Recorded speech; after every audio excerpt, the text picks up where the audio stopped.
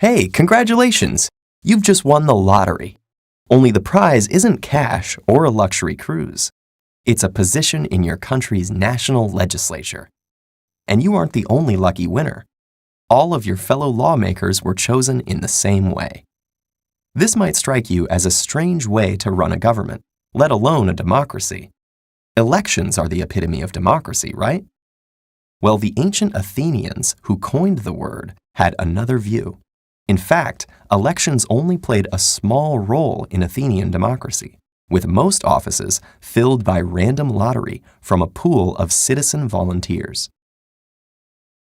Unlike the representative democracies common today, where voters elect leaders to make laws and decisions on their behalf, 5th century BC Athens was a direct democracy that encouraged wide participation through the principle of ha boulamenos, or anyone who wishes.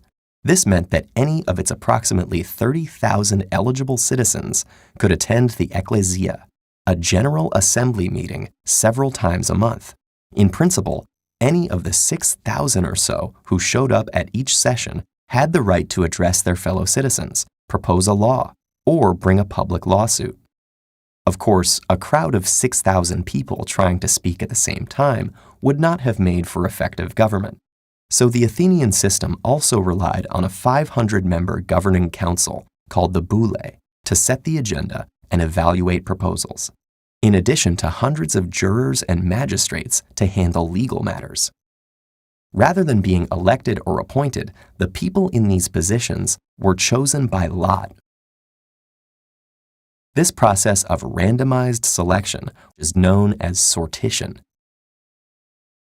The only positions filled by elections were those recognized as requiring expertise, such as generals.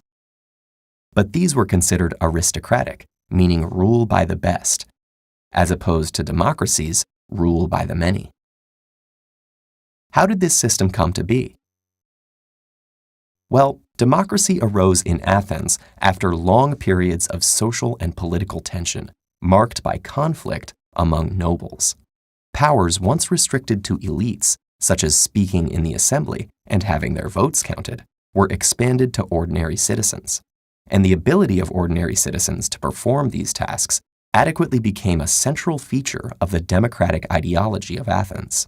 Rather than a privilege, civic participation was the duty of all citizens, with sortition and strict term limits preventing governing classes or political parties from forming. By 21st century standards, Athenian rule by the many excluded an awful lot of people. Women, slaves, and foreigners were denied full citizenship. And when we filter out those too young to serve, the pool of eligible Athenians drops to only 10 to 20% of the overall population. Some ancient philosophers, including Plato, disparaged this form of democracy as being anarchic and run by fools. But today, the word has such positive associations that vastly different regimes claim to embody it. At the same time, some share Plato's skepticism about the wisdom of crowds.